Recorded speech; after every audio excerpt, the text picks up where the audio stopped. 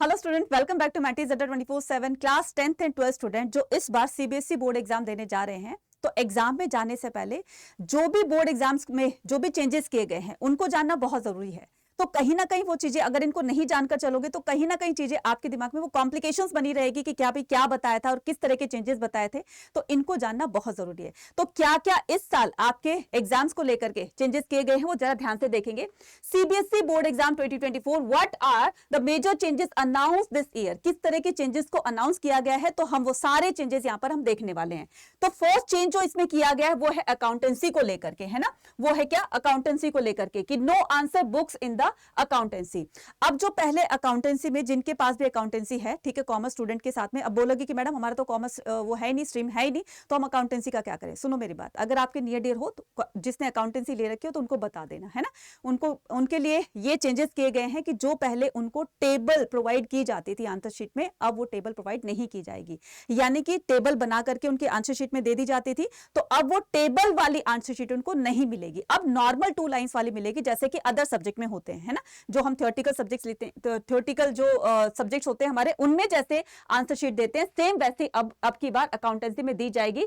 So the board has decided to do away with the answer book which were provided in the subject of the accountancy. The decision was taken that the basis of the feedback of the received from the stakeholder. तो यहां पर बताया गया है कि accountancy में पहले table provide की जाती थी, बट फ्रॉम द एग्जामिनेशन 2024 में बताया गया कि normal lines answer book as provided in the other subject in class 12th, ठीक है। तो अब उनको नॉर्मल सब्जेक्ट की तरह ही आंसर शीट दी जाएंगी। क्लियर है, फर्स्ट चेंज। सेकेंड चेंज हम देखते हैं, तो इसमें सेकेंड चेंज आ जाएगा आपका क्या, सेकेंड चेंज आ जाएगा इसमें कि किस तरीके के चेंजेस को देखा गया है, तो यहां पर हम देखेंगे, ठीक है, किस तरह के चेंजेस को। चेंजेस नंबर 2 में हम देखेंगे no announcement of the overall division distinctions of the aggregate.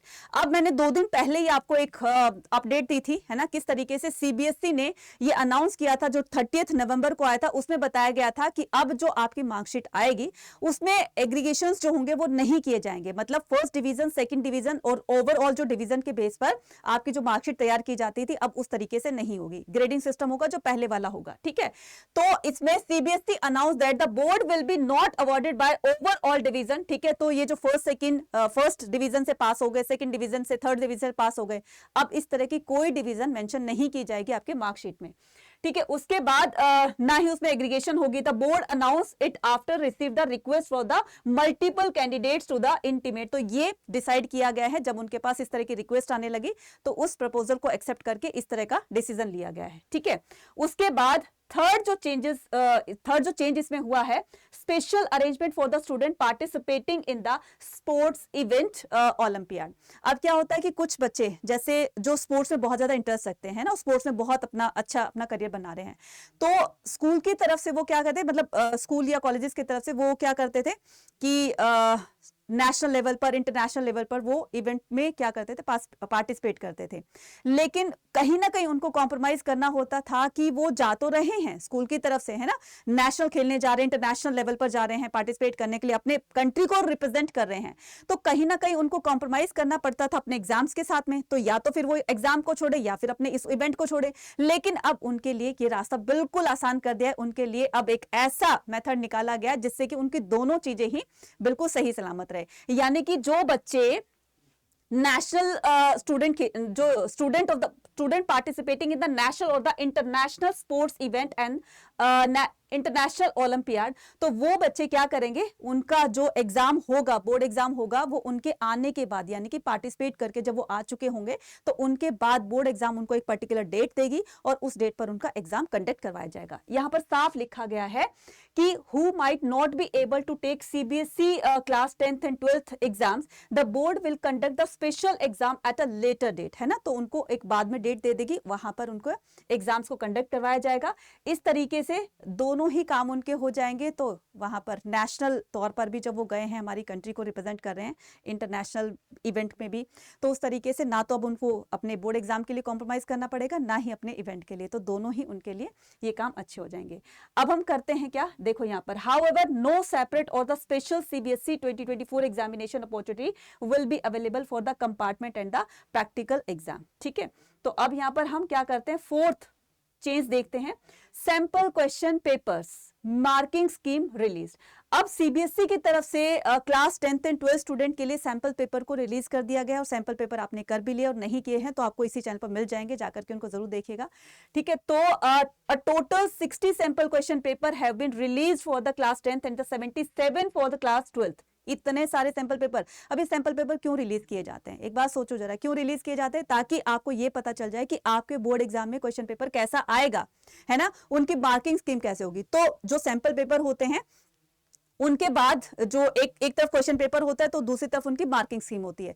Marking scheme को जाकर चेक कीजिएगा कि किस तरह की मार्किंग स्कीम दी गई है ना, तो वो उसी हिसाब से लिखना है। अब जैसे आप करते हो कि आप पूरा का पूरा आंसर तो लिख देते हो, लेकिन कहीं ना कहीं वो मार्क्स आपके कट जाते हैं और फिर आप बोलोगे कि मैं तो आंसर तो पूरा लिख कर आया था लेकिन मेरे मार्क्स कम आए।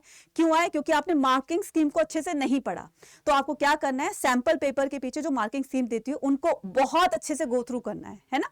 और ये जो सैंपल पेपर है वो आपको सीबीएसई की मेन वेबसाइट पर जाकर के मिल जाएंगे। ठीक है, तो यहां पर देखिए, student can check the same on the official website cbseacademic.nic.in। ठीक है, तो यहां पर जाकर आपको सारे सैंपल पेपर्स मिल जाएंगे। अब जो लास्ट आपका है board exam twice a year best score to be retain. अब नेक्स्ट ईयर से, इस साल नहीं, नेक्स्ट ईयर से आपके बोर्ड एग्जाम साल में 2 बार होने वाले हैं। ठीक है, यहां पर देखिए बिल्कुल कहा गया है। Union minister of for education Dharmendra Pradhan earlier announce, उन्होंने पहले ही ये अनाउंस कर दिया था, न्यू करिकुलम फ्रेमवर्क जो है as per national education policy NEP 2020 में बोला गया था कि it is ready and the text book for the same will be developed for the 2024 academic session. तो इसमें बताया गया है कि साल में अब 2 बार, तो the board exam will be conducted twice a year. तो नेक्स्ट ईयर से आपके बोर्ड एग्जाम जो होंगे वो साल में 2 बार कराए जाएंगे, बेस्ट अच्छे स्कोर के लिए, है ना, ताकि बच्चों के ऊपर एक तो ये जो एग्जाम का प्रेशर होता है वो भी कहीं ना कहीं कम हो जाए। और जो बच्चे बहुत ज्यादा टेंशन लेते हैं कि पता नहीं हमारे बोर्ड एग्जाम में क्या होगा, कैसे इस बार एक बार कम आ गए, क्योंकि इस साल में एक ही बार होता था, उसी में अच्छा स्कोर करना होता था, इसी वजह से बच्चे बहुत ज्यादा टेंस रहते थे, है ना।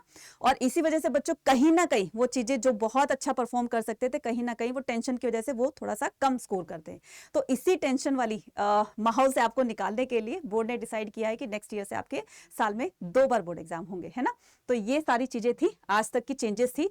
ठीक है, और अगर आप सैंपल पेपर या फिर आपके PYQs, आप जो भी इस तरह के सेशंस अटेंड करना चाहते हैं तो इसी चैनल पर आपको फ्री ऑफ कॉस्ट मिल जाएंगे। सारी चीजें आपको यहाँ पर जो है वो मिल जाएंगी, जाकर के इसको जरूर से देखिएगा।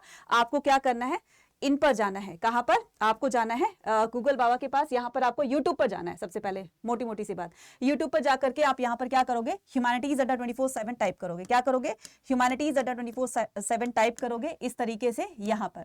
ठीक है, जैसे आपका इस तरीका का ये जो विंडो ओपन होगी, यहां पर आपको क्लिक करना है। जैसे आपने क्लिक किया, यहां पर प्लेलिस्ट बनी होगी। तो प्लेलिस्ट बनने के बाद आप यहां पर किसी भी तरह का, देखो history, political science, English, geography, आपको जो भी चीजें, जो भी वीडियो, किसी भी तरह की वीडियो चाहिए, सारी प्लेलिस्ट आपको यहां पर बनी हुई है। जैसे मैं यहां पर दिखाऊं आपको कि 300 मोस्ट इंपॉर्टेंट क्वेश्चन की सीरीज है, तो ना सिर्फ हिस्ट्री की बल्कि पॉलिटी की भी है, इकोनॉमिक्स की है, ज्योग्राफी की है, इंग्लिश की भी है। तो आपको क्या करना है, यहां पर फुल प्लेलिस्ट आपको मिल जाएगी। ये देखिए पूरी की पूरी आपको इंपॉर्टेंट क्वेश्चन की सीरीज आपको मिल जाएगी। वन शॉट देखने हैं, ठीक है, या फिर आपको वीडियोस देखनी है, टॉपिक वाइज वीडियो देखनी है, वन शॉट देखने, important question, NCERT solution, MCQs, सभी की प्लेलिस्ट बनी हुई है। जाकर के उसको जरूर से देखिएगा। इससे आप एक बहुत अच्छी प्रिपरेशन अपने एग्जाम में लेकर जा सकते हैं। तो इसी तरह की अपडेट्स के साथ बने रहिए ह्यूमैनिटीज अड्डा 24/7 के साथ में। और अगर आप चैनल पर नए हैं तो चैनल को सब्सक्राइब जरूर कीजिएगा, क्योंकि आने वाले टाइम में सबसे पहले आपको यहीं से न्यूज दी जाएगी। मिलते हैं अपनी नेक्स्ट अपडेट के साथ, नेक्स्ट नोटिफिकेशन के साथ। टिल देन टेक केयर बच्चे, बाय बाय, जय हिंद।